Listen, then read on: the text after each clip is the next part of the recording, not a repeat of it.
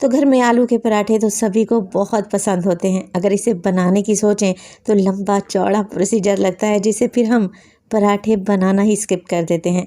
मगर आज इस रेसिपी से और मेरी ट्रिक से अगर आलू के पराठे बनाएंगे ना, तो कम वक्त में ढेर सारे तो तैयार कर ही लेंगे, आलू की स्टफिंग भी भर भर कर डालेंगे। बिस्मिल्लाहिर्रहमानिर्रहीम, अस्सलामुअलैकुम। खुश रहें, आबाद रहें, जहाँ भी रहें हैप्पी रहें और हेल्दी रहें। तो मैं हूँ फ़ायज़ा और वेलकम करती हूँ आपको चटपटे पकवान में। तो आज जो आलू के चटपटे करारे से पराठे आप लोगों से शेयर कर रही हूँ ना, आलू की स्टफिंग तो कोने कोने तक फैलेगी और फ्राई करते वक्त ये बाहर भी नहीं निकलेगी और ना ही आपको दो पेड़े बेलने की ज़रूरत पड़ेगी। तो रेसिपी को एंड तक देखें, अच्छी लगे तो लाइक कर दें और चटपटे पकवान को सब्सक्राइब भी कर लें। तो चलें फिर रेसिपी स्टार्ट कर लेते हैं। तो खस्ता टेस्टी पराठे बनाने के लिए सबसे पहले तो आटा गूंद कर तैयार कर लेते हैं। तो मैंने लिया है 2 से ढाई कप के बराबर फ़ाइन आटा। ये आपको बाज़ार से आसानी से मिल जाएगा। अगर नहीं है आप लोगों के पास तो आगे चलकर आपको बताती हूँ मैं कि आप लोगों ने क्या करना है।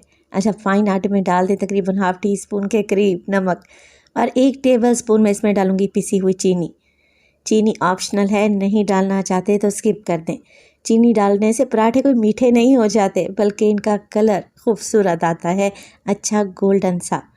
तो बस थोड़ा थोड़ा पानी ऐड करते हुए मैं आटे को गूंद लूँगी, जैसे रोज़ाना रूटीन में आप रोटी चपाती पराठा के लिए आटा गूंदते हैं। तो देखें, आटे को मैंने इकट्ठा कर लिया है। अब इसमें डालेंगे 1 से 2 टेबलस्पून कुकिंग ऑयल और अच्छे तरीके से गूंद लेंगे। कुकिंग ऑयल आटे में जज्ब हो जाना चाहिए, तो मुक्की लगाकर आटे को गूंद लें। अच्छा, तो मैं आप लोगों से कह रही थी कि अगर फ़ाइन आटा नहीं है आप लोगों के पास तो आप 1 कप गंदम का आटा ले लें और 1 कप मैदा ले लें, तब भी आपको बेस्ट रिज़ल्ट मिलेंगे। या सिर्फ आप मैदे से भी ये पराठे बनाकर तैयार कर सकते हैं। चलें जी, सॉफ्ट सा आटा मैंने गूंद कर तैयार कर लिया है। अब हल्का सा कुकिंग ऑयल इस पर लगा देंगे ताकि इसके ऊपर की लेयर ड्राई ना हो। कवर लगाकर 15 मिनट के लिए इसे काउंटर पर छोड़ दें।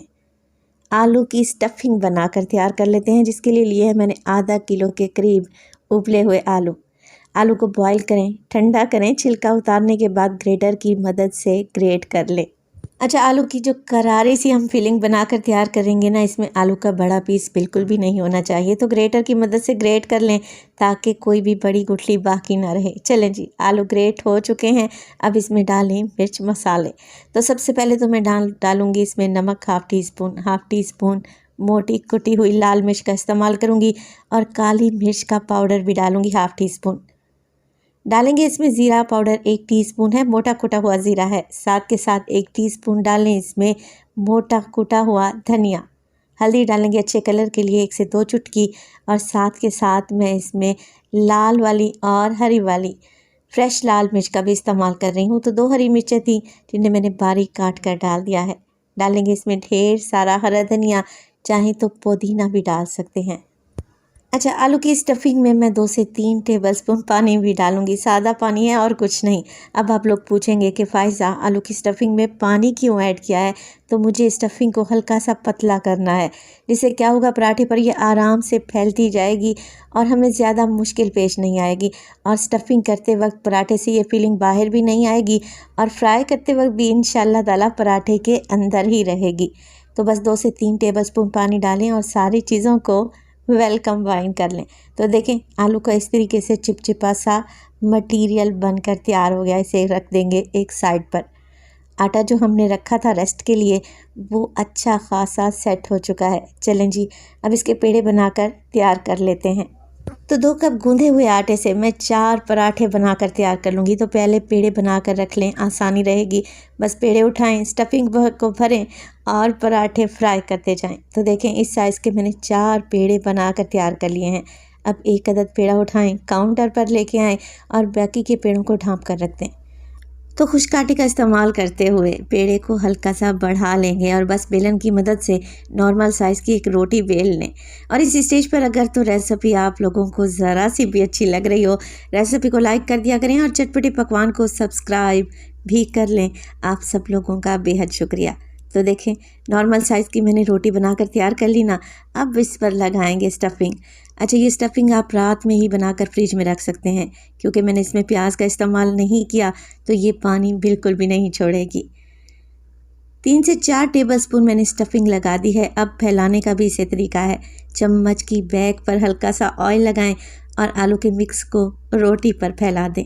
इससे क्या होगा, इवनली ये आलू का मिक्स रोटी पर अच्छे तरीके से फैल जाएगा कोने कोने तक। तो देखें आसानी से ये मिक्स फैल गया, इसीलिए मैंने इसमें 2 से 3 टेबलस्पून पानी डाला था। आलू की स्टफिंग के ऊपर हल्का सा आटा भी डस्ट करेंगे। अब हमने कुछ भी नहीं करना, एक तेज़ छुरी लें और रोटी के दरमियान में से एक कट लगाएं। अब रोटी को राउंड राउंड घुमाते जाएंगे और इस तरीके से गोलाई में लेते हुए इसका एक पेड़ा तैयार कर लेंगे। बहुत ही आसानी से पेड़ा तैयार हो जाएगा और इस तरीके से ढेर सारी स्टफिंग हम पराठे में फिल कर लेंगे जो कि बिल्कुल भी नहीं निकलेगी। तो पराठा फोल्ड करते वक्त एंड वाले सिरे को अच्छे तरीके से सील कर लें और बस इस तरीके से पेड़े को हल्का सा पुश करेंगे ना, तो ये देखें जी बेहतरीन सा पेड़ा तैयार हो गया है। सारे पेड़े पहले ऐसे ही बना कर तैयार कर लें क्योंकि हमने इन्हें रेस्ट देना है। रेस्ट देंगे तो बहुत अच्छे तरीके से ये बेले जाएंगे, नरम पड़ जाएंगे। तो बस जैसे ही आप लोग पेड़े बना लें, सबसे पहला पेड़ा उठाएं और इस तरीके से हल्का सा मैदा या खुश्क आटा डस्ट करते हुए इसे बेल लें। मीडियम साइज़ का पराठा बनेगा, ना बहुत ज़्यादा पतला और ना ही बहुत ज़्यादा मोटा। तो माशाल्लाह से देखिए पराठा बनाकर मैं तैयार कर चुकी हूँ और आप ज़रा स्टफिंग चेक करें। आलू की स्टफिंग कोने कोने तक फैली हुई है और आलू की स्टफिंग बाहर भी नहीं निकली। चलें जी, तवे को मैंने पहले ही गर्म करने रख दिया था मीडियम टू लो फ्लेम पे। गर्मा गर्म तवे पर डालेंगे मज़ेदार सा ये आलू का पराठा। एक साइड से इसे पका लें और कच्चा पक्का कर लें दोनों साइडों से। तो कच्चे पराठे पर घी, बटर, ऑयल कुछ भी ना लगाएं। दोनों साइडों से इसे हल्का सा सेक लें। जैसे ही आपको ये गोल्डन मार्क्स नज़र आ रहे हैं ना, बस फिर इस पर लगाएंगे कुकिंग ऑयल। तो 1 से 1.5 टेबलस्पून कुकिंग ऑयल लगा दिया।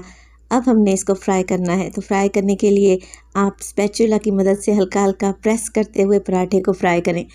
टिश्यू पेपर ले सकते हैं, रोटियों वाला रुमाल भी ले सकते हैं।